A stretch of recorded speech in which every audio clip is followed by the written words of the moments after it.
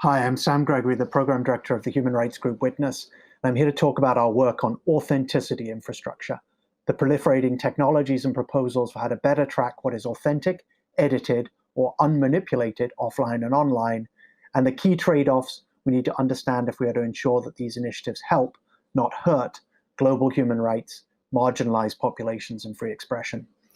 This work is grounded in global expert convenings Witnesses led in Brazil, Sub-Saharan Africa, and South and Southeast Asia on confronting new forms of manipulated media. The report from our Southeast Asia meeting launches today and is available at this web link.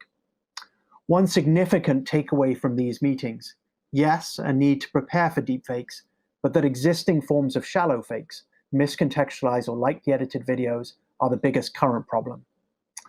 One approach to manipulated media and shallow fakes that is gaining momentum is building more robust ways to track whether images, video, and audio have been manipulated, miscontextualized, or edited, and when and by who. This is what at Witness we've been describing as a move to authenticity infrastructure.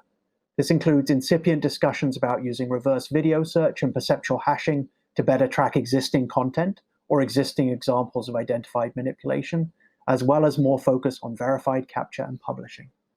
What do I mean by these two things? Controlled capture and verified capture approaches track the metadata and the image integrity of photos and video from the moment of capture on a phone or a camera. Then there's verified publishing and tracking of edits and distribution. Significant examples of these initiatives include Adobe, Twitter, the New York Times' Content Authenticity Initiative, as well as news media initiatives like Project Origin, that track the integrity of mainstream media content. For transparency, Witness is part of the Working Group on Standards for the Content Authenticity Initiative, or CAI, and I'm going to use that initiative and its initial white paper as an example of how some dilemmas can be addressed at the infrastructure level.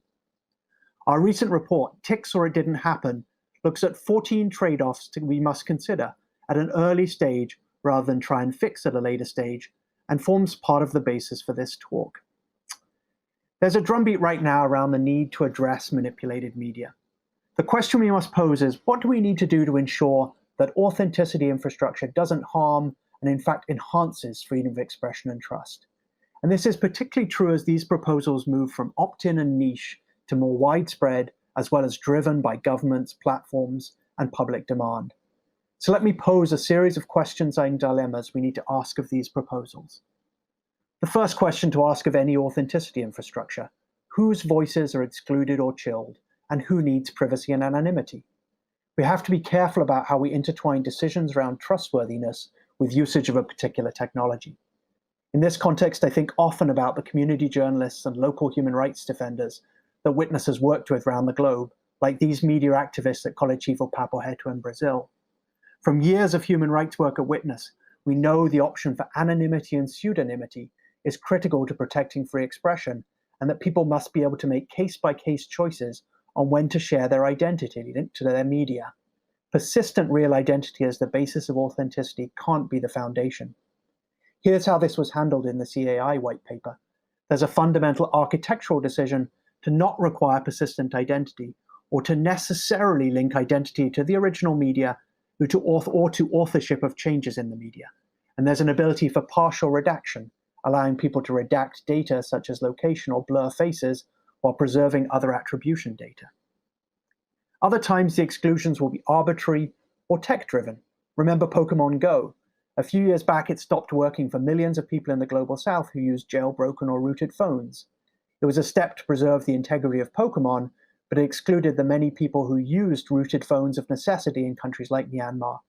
We have to be careful about how constraints on device, OS, connectivity, or other technological requirements can deliberately or accidentally exclude, or how these requirements may lead people to opt out. In the CAI context, there was an explicit focus on impact on global and vulnerable populations, on usages by high public interest individuals like human rights activists, and the risks of abusability and misuse. Another way to think about this: what is the applicability of tools to a broader range of people creating media and looking for trust signals? Next, we must ask where and on who is the burden of proof, the burden to authenticate increased. The so-called CSI effect and reverse CSI effect describe how that ubiquitous TV series created expectations of what scientific proof would be produced in trials. For the media, authenticity infrastructure raises the pressure to get it right and the costs to maintain forensic control. Question. So what if the ticks don't work or they work too well at the consumption end? We know that authenticity signals, for example, like the verification of users, get misinterpreted, can reinforce System 1 thinking that jumps to easy conclusions and risk creating a spillover effect. That's when surrounding content that doesn't have a verification or authentication mark receives more suspicion irrespective of whether it's actually manipulated. We need to plan on how we'll avoid these impacts. One approach in the CAI is to attempt to decouple manipulation and additional information from assumptions about trustworthiness of content. Manipulation doesn't imply a value judgment of falsity.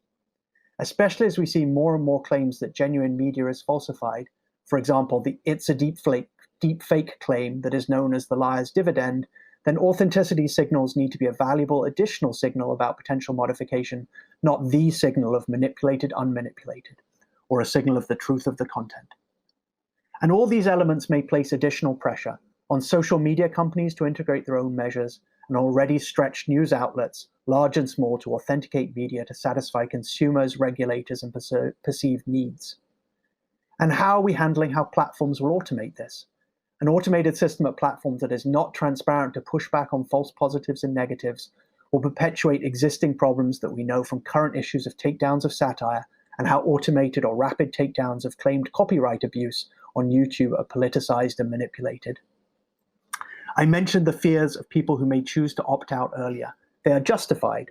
There are foreseeable consequences we can anticipate via doing abusability testing. The tools being built could be used to surveil people if we don't design them right. More data on people, including location and engagement with media, can be very dangerous. Abuse questions and the weaponization of provenance kick in when this is an option at scale to control content and content producers, not just manage provenance.